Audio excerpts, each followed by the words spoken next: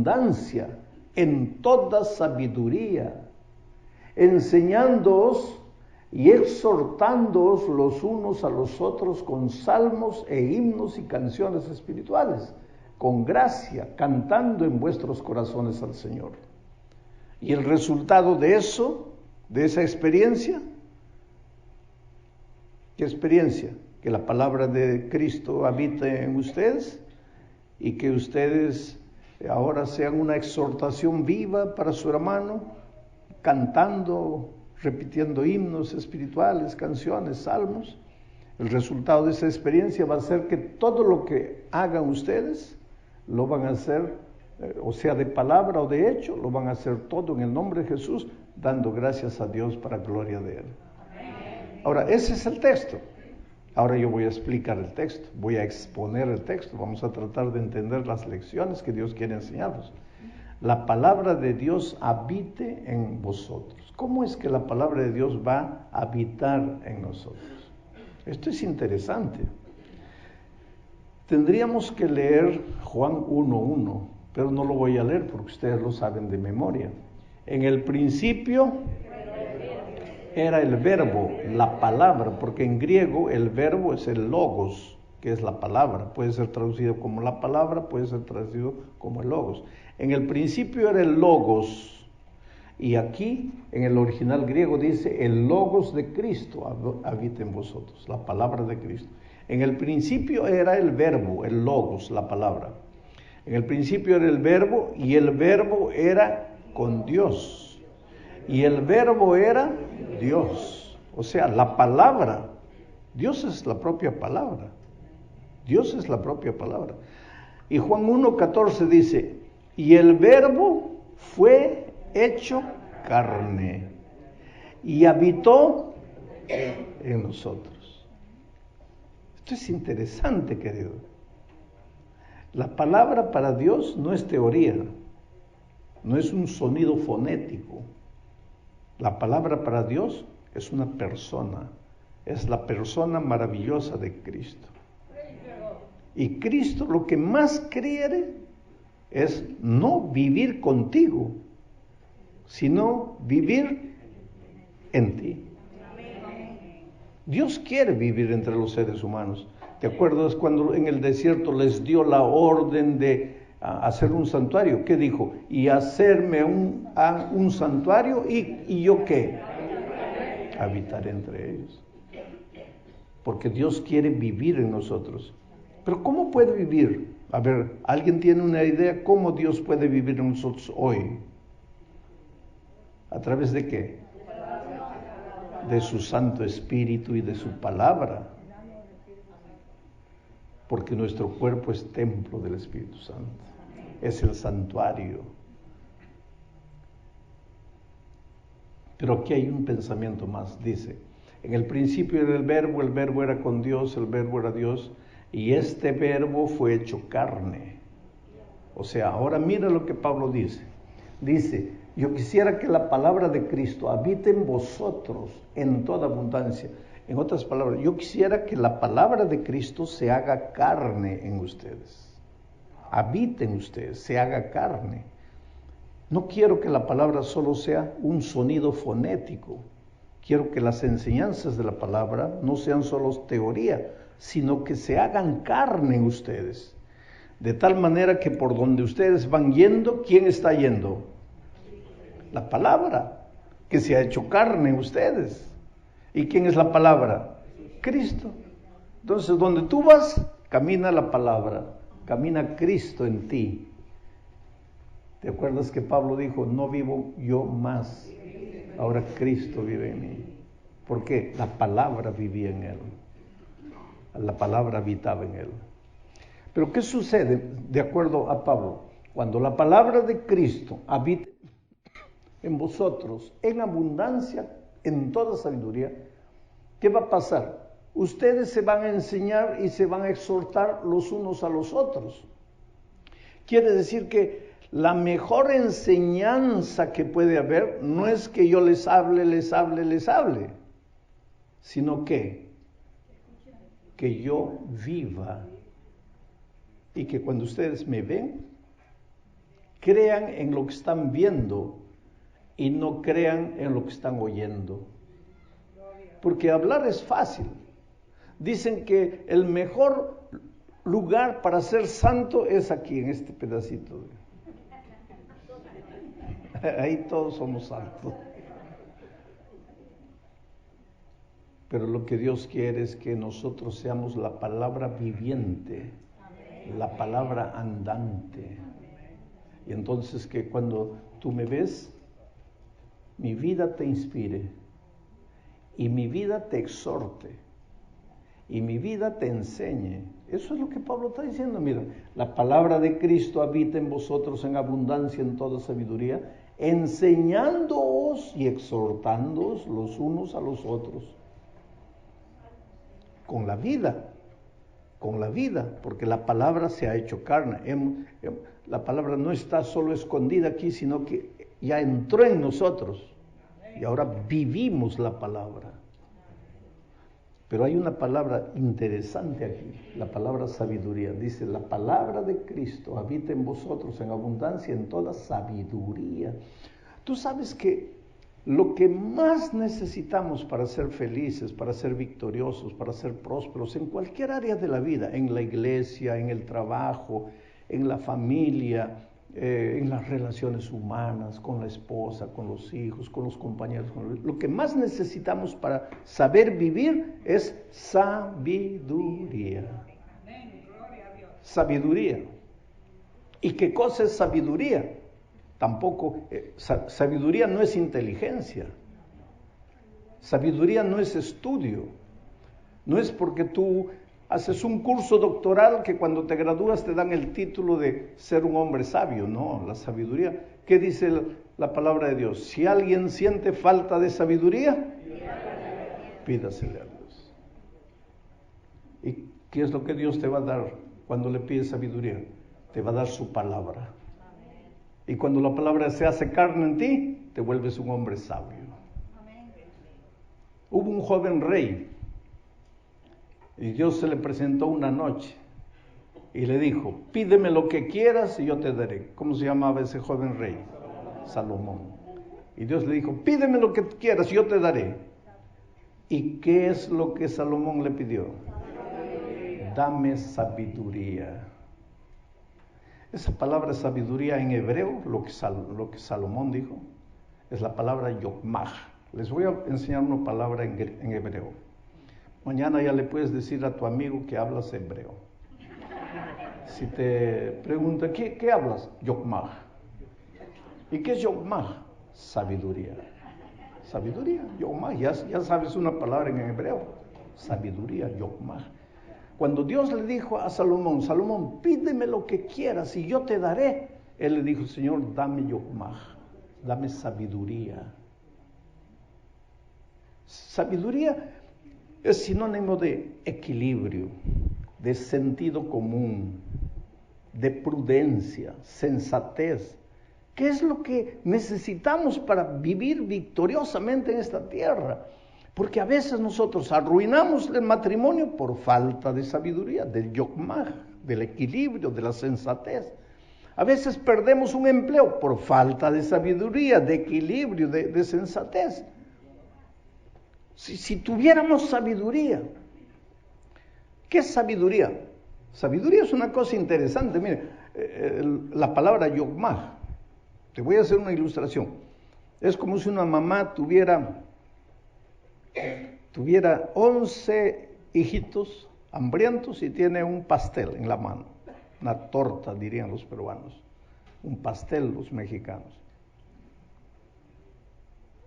Y la mamá va a partir el pastel, la torta, en 11 pedacitos, de tal manera que ninguno de los niños se quede insatisfecho. Quiere decir, ninguno de los niños esté mirando al otro. A ver, ¿quién le ha dado más? ¿A quién le ha dado más? Esa habilidad que la madre tiene de partir en pedacitos exactos se llama sabiduría. La sabiduría te da la capacidad de resolver problemas que tú no pensabas que iban a aparecer, pero aparecen y no sabes cómo resolver. Y ahí Dios viene, la sabiduría.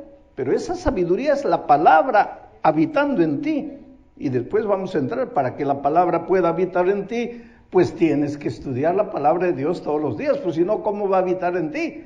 Pero cuando la palabra está en ti y estás en una circunstancia en la vida que no sabes cómo reaccionar, qué decir, cómo resolver, ahí viene la sabiduría.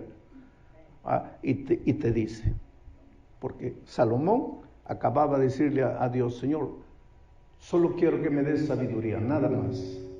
Y Dios le dio sabiduría. Bajen un poquito más. Dios le dio sabiduría. Y un poquito después se presentan dos mujeres a Salomón. ¿Se acuerdan? Peleando por un hijito. Y una mujer dice, este hijo mío. La otra dice, no, el hijo es mío. Entonces Salomón, como un buen líder, seguro le dijo, tú quédate aquí, voy a hablar solo con ella. A ver, ¿por qué el hijo es tuyo? Por esto, el hijo es mío. Lo convenció. Pero como buen líder dijo, no lo voy a oír solo a él, tengo que oír a la otra también. Entonces quédate tú ahora. A ver, ¿por qué el hijo es tuyo? Por esto, el hijo es mío. Y el pobre Salomón no sabía qué hacer.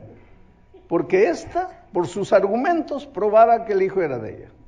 Y esta, por sus argumentos, probaba que el hijo era de ella. Y el pobre Salomón tenía que darle el veredicto. ¿Y qué hago delante de esta circunstancia? Ahí viene pues la sabiduría. Él le había dicho, Señor, dame sabiduría. Y Dios le había dado sabiduría. Y ahora mire, él reacciona y hace algo inesperado. Yo creo que ni él pensó hacerlo. Pero ahí viene la sabiduría, la mano de Dios, ayudándote, enseñándote, mostrándote el camino. ¿Y qué dice Salomón? Bueno, ya que el hijo de los dos traigan un cuchillo, vamos a partir, mitad para una, mitad para la otra, y está equilibrado. Una de ellas dijo, muy bien, correcto, buena decisión. La otra dijo, no, Señor, si es para matar a mi hijo, prefiero que se vaya con la otra. Y ahí el rey dijo, esta es la verdadera mamá, porque solo una verdadera madre haría. ¿De dónde le salió al rey eso? Ahora ya pensaste tú cómo sería en las circunstancias de tu propia vida, delante de una circunstancia en la universidad para estudiar, en el trabajo, de una respuesta que tienes que darle al jefe, delante de un pedido de alguna cosa, de la esposa, del esposo, del hijo, el papá, que a veces no sabes qué responder, no sabes qué decir. Y en ese momento tú le dijeras, Dios mío, necesito que me ilumines, y viene la sabiduría. Pero ¿qué es lo que Pablo dice?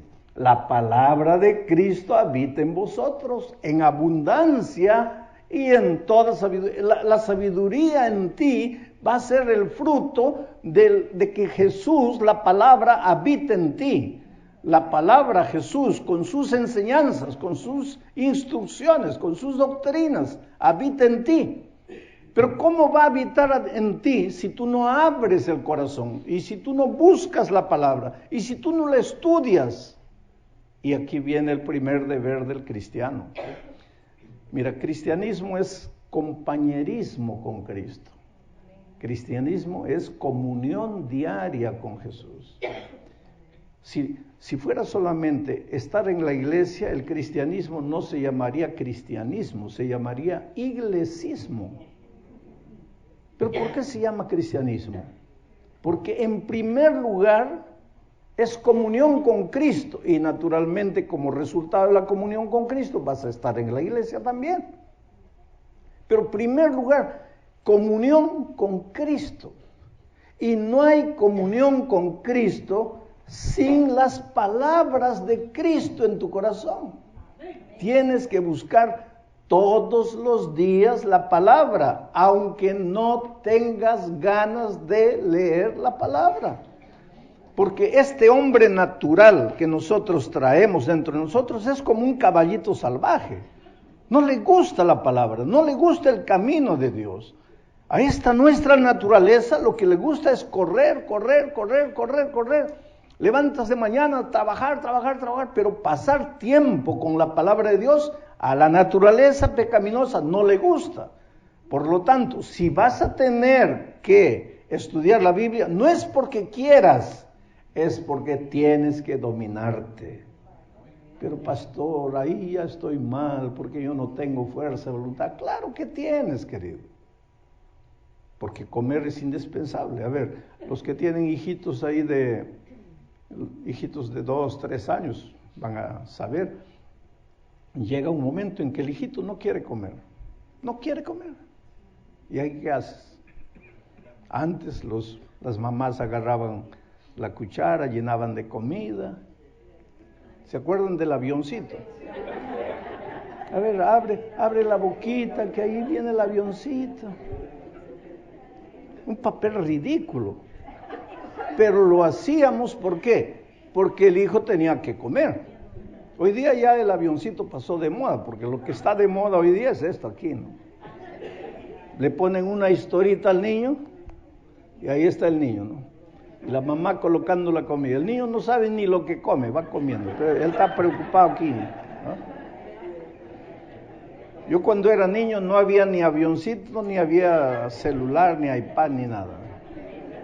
Solo había chanclas.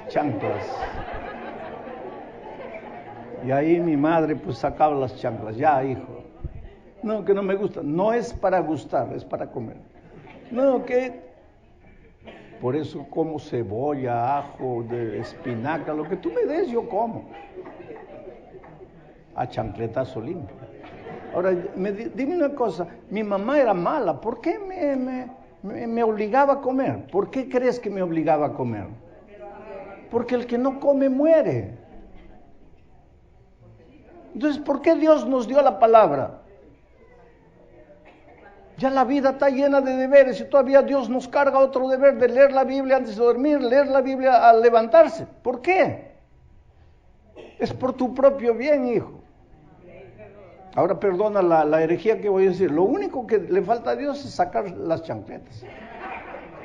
Y cuando llega la noche estás queriendo dormir ahí sin estudiar la palabra, ya. Pues todos estaríamos espiritualmente robustos. Y si la palabra morase en nosotros, ¿qué pasaría? Delante de las circunstancias de la vida tendríamos sabiduría para tomar las decisiones. El problema es que no hacemos, no estudiamos la palabra. Y queremos que todo salga bien. En la hora en que tenemos que tomar decisiones, queremos tomar decisiones acertadas. Pero si no tenemos la palabra en nosotros, si no buscamos la palabra de Dios, hay que buscar la palabra de Dios. El otro día un joven me dice, pero pastor, si yo estoy tan cansado que he estudiado para el examen de mañana, estoy tan cansado, ¿para qué voy a leer la Biblia si no entiendo nada, pastor? No entiendo nada. Es que esta nuestra cabecita humana, pues propia de la naturaleza humana, entiende cualquier cosa, pero cuando se trata de la palabra de Dios, ahí se cierra, ya no entiende. Por eso necesitamos una mente espiritual para comprender la palabra.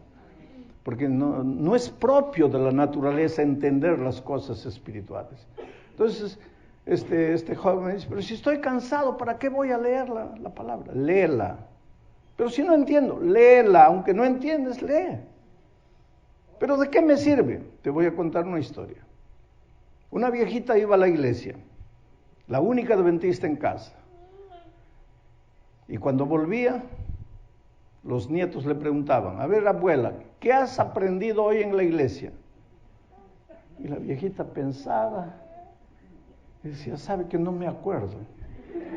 Entonces el nieto mayor, que era el más burlón, le decía, pero abuela, entonces ¿para qué vas? Yo te digo que mejor quédate en la casa, pero tú me pides que te lleve, yo te llevo, te traigo, y no te acuerdas de nada. Y sábado tras sábado la misma cosa. Abuela, a ver, ¿qué has aprendido? Y la viejita pensaba, se esforzaba, pero no se acordaba. No me acuerdo. Entonces, abuela, ¿para qué vas? Y un día la viejita, de tanto que el nieto la molestaba, la familia trabajaba con carbón, estaban almorzando en el patio, había una descida así, y abajo había un riacho, y la viejita le dice al nieto mayor, al más burlón, por favor, agarra la canasta y tráeme un poquito de agua del riacho. Y el nieto la miró y miró a los otros hermanos como diciendo, oye, ahora sí ya la abuela está completamente, ¿cómo que voy a traer agua en la canasta? Pero el papá estaba ahí, el hijo de la abuela, ¿no? el papá de los muchachos, y el papá miró al muchacho y le dice, ya, hazle el gusto a la abuela. Y pues la viejita, el muchacho se fue con la canasta, llenó la canasta de agua en el riacho, pero cuando llegó de vuelta no había una gota de agua. Era lógico, no había. Y el nieto le dice, ¿estás viendo, abuela? No se puede, con canasta no se puede. Sí, pero por favor, una vez más. ¿Pero para qué, abuela? Y el papá lo miró y el hijo fue allá. Y volvió nada. Una tercera vez. A la cuarta vez, el muchacho ya se rebeló. Le dijo, mira papá, ya le hice a la abuela el gusto 3 veces. No voy más. Dice, abuela, ¿para qué voy si no traigo nada? ¿Ves que llega sin agua? Y la viejita le dice, sí, hijo. Pero ¿te acuerdas cómo estaba la canasta al comienzo? Llena de hollín. Ahora mira la canasta. No trajiste una gota de agua, pero la canasta está limpiecita. Así es conmigo, hijo. Yo voy a la iglesia, escucho la palabra y no me acuerdo, pero por lo menos me siento limpia. Ese es el poder de la palabra. Entonces, no es porque no tengo ganas, no es porque estoy cansado, no es porque no entiendo que no tengo que estudiar. Tienes que alimentarte. Pero no me acuerdo. No importa si te acuerdas o no te acuerdas. ¿Quieres acordarte de lo que estudias? Pablo te va a dar la receta. Mira, la palabra de Cristo habita en vosotros, en abundancia, en toda sabiduría. Entonces, cuando la palabra habita en ti, los unos y los otros se van a enseñar y se van a exhortar, pero porque la palabra se ha encarnado en las personas. Pero se van a exhortar con salmos e himnos y canciones espirituales. Yo escuché una propaganda aquí en Miami, de una compañía de seguros, alguna cosa así, y daba el teléfono y decía, cántalo para que no te olvides. Cántalo para que no te olvides. Esa compañía de publicidad tiene que pagarle a Pablo, porque Pablo es el que da el consejo. Cántalo para que no te olvides. Para que la palabra se encarne en ti, para que la palabra no se vaya de tu mente. Canta salmos, canta himnos. Cuando cantas, a la cruz de Cristo voy, pobre, débil, ciego soy. Eso se está encarnando en ti, porque hay una ley de la mente que dice así: la repetición constante de un mismo mensaje lleva inevitablemente a la acción. Esa es una ley de la mente, del aprendizaje. Voy a repetirlo. La repetición constante de un mismo mensaje lleva inevitablemente a la acción. Bueno, como la repetición constante de un mismo mensaje lleva inevitablemente a la acción, voy a repetirlo de nuevo. La repetición constante de un mismo mensaje lleva inevitablemente a la acción. Ustedes ya se lo están sabiendo. Y si comienzan a cantar eso, ya no se olvidan nunca. Y el diablo sabe de esa ley de la mente. Por eso en las canciones te repite, que te conocí una noche, que ya me fui a la cama contigo, que esto, que te repite, porque sabe que la repetición constante del mismo mensaje te lleva inevitablemente a la acción. Ahora, si tú agarrases los conceptos bíblicos, los versículos de la Biblia, y los grabases, y los cantases, te va a llevar a la acción. Por eso Pablo dice, la palabra de Cristo habita en vosotros en abundancia, en toda sabiduría, enseñándoos y exhortándoos los unos a los otros con salmos e himnos y canciones espirituales, con gracia, porque hay que cantar con gracia, cantando en vuestros corazones al Señor. Pues por donde vas estás cantando en tu corazón. ¿Y cuál es el resultado? Pues el resultado es que todo lo que harás, sea de palabra o de hecho, va a ser hecho en el nombre de Jesucristo para gloria de Dios, dando gracias a Dios. Esa es la vida linda y maravillosa que todos queremos. Si vienes y dices, pastor, tengo un problema espiritual, tengo una tentación que no puedo vencer, Agarra un salmo, un versículo de la Biblia, aunque no eres músico, ponle música, repítelo cantando, cantando, cantando. Y cuando llega la tentación, canta y canta y canta y la promesa viene. Y de tanto repetir la palabra habita en ti. Y en la hora del dilema te da sabiduría.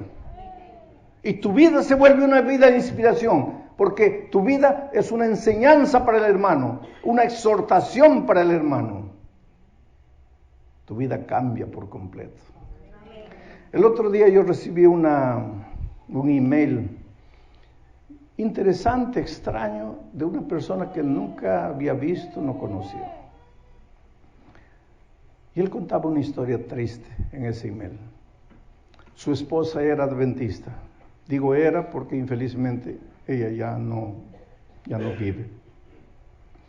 Un hombre duro, un hombre de mucho dinero. Generalmente el dinero puede ser una bendición, puede ser la mayor bendición, pero el dinero también puede ser una maldición. Cuando no tienes a Dios, cuando el dinero se vuelve tu Dios, tú te vuelves malo. Porque la lógica te dice, si tengo dinero, ¿para qué Dios? Dios se transforma en tu dinero. Y eso es lo que pasó con este hombre. Se volvió malo, la esposa se convirtió, él no quiso saber nada de Jesús. Y comenzó la vía crucis de ella. Tenía 2 hijitos adolescentes ya. Él la maltrataba emocionalmente, psicológicamente, la presionaba, se reía, se burlaba de la fe de ella.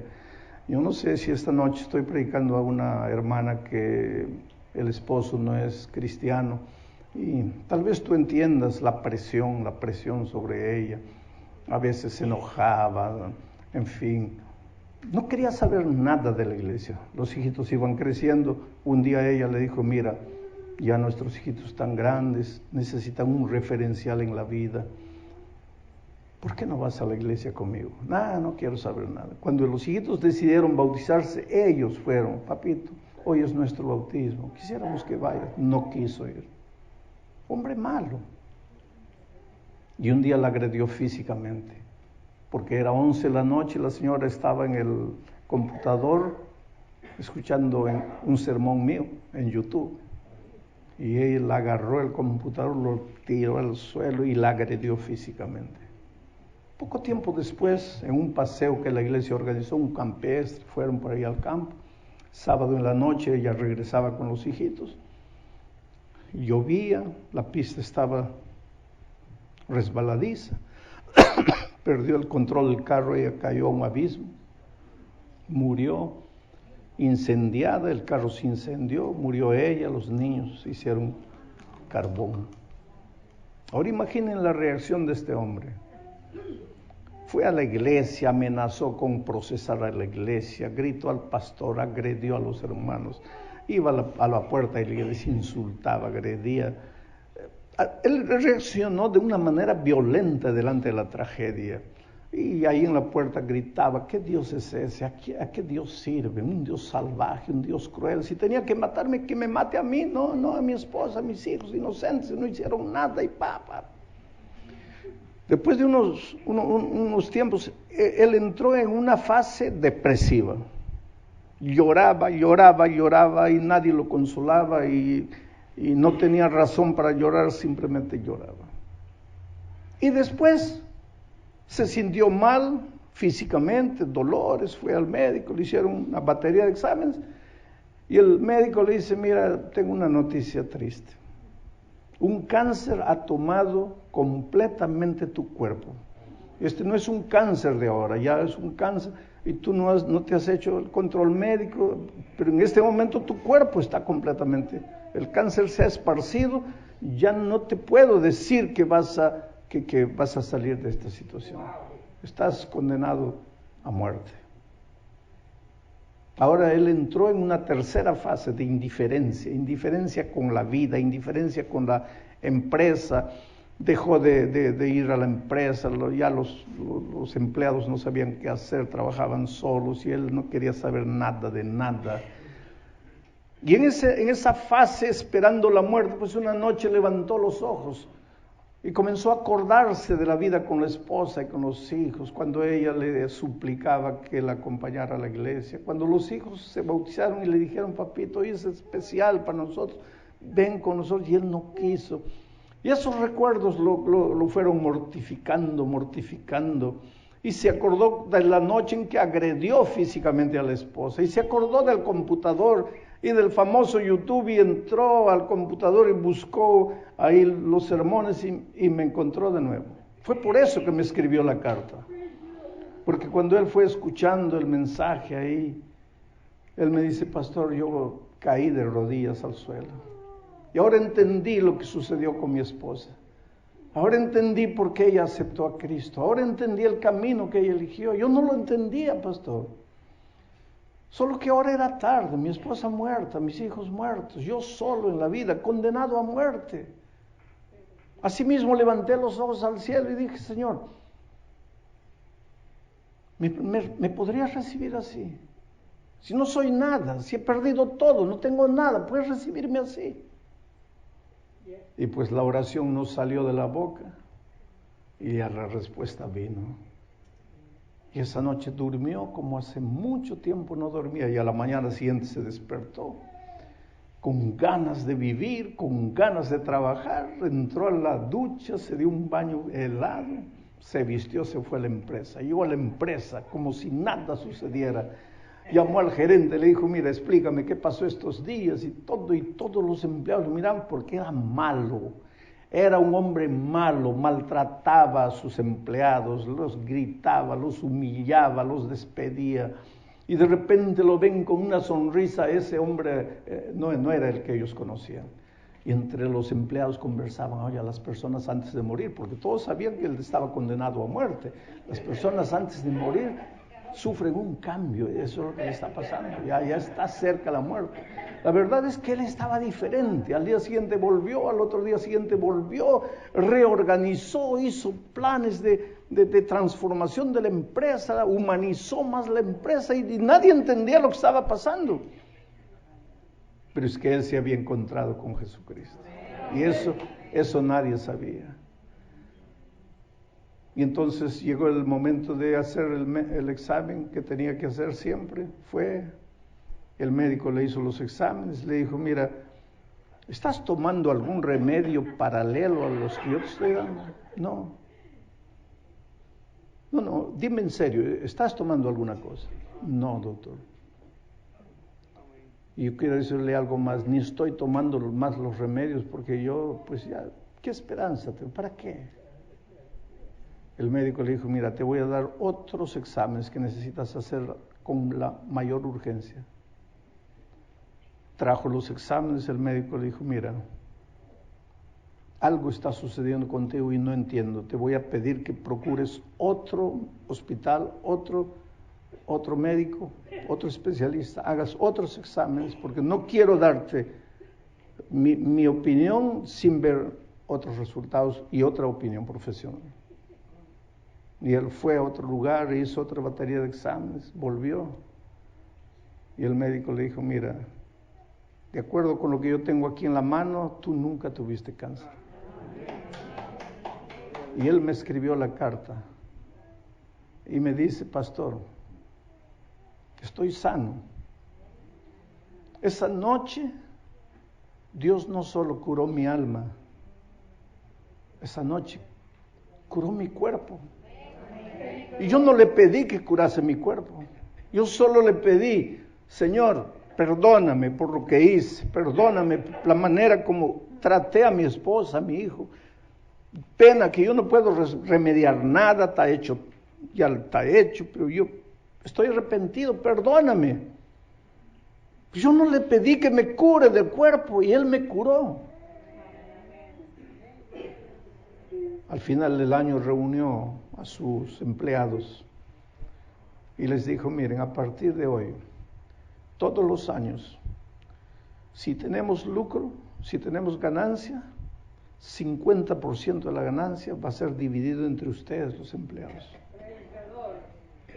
Y él me dice, pastor, yo no quiero casarme, yo no hago planes para formar de nuevo una familia, porque he encontrado en la palabra de Dios que cuando Cristo venga y el ángel haga sonar la trompeta, mi esposa va a resucitar, mis hijos van a resucitar, y yo quiero darles la sorpresa de que estoy transformado, que el Señor Jesús hizo una maravilla en mi vida.